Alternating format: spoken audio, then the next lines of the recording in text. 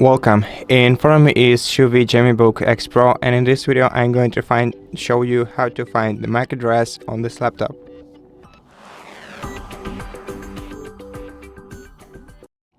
So to do that, first open the start menu to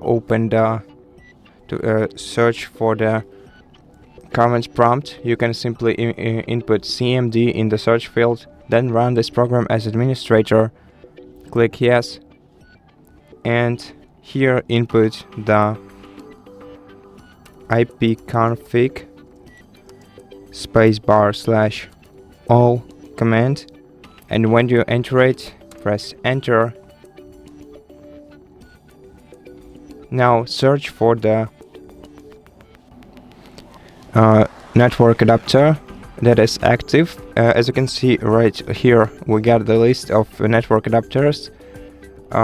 Most of them are disconnected, but each of them has a physical address, which is the MAC address of each of these network adapters. And here we can see the connected adapter, which in my case is Wi-Fi, since I'm connected to the network in using Wi-Fi.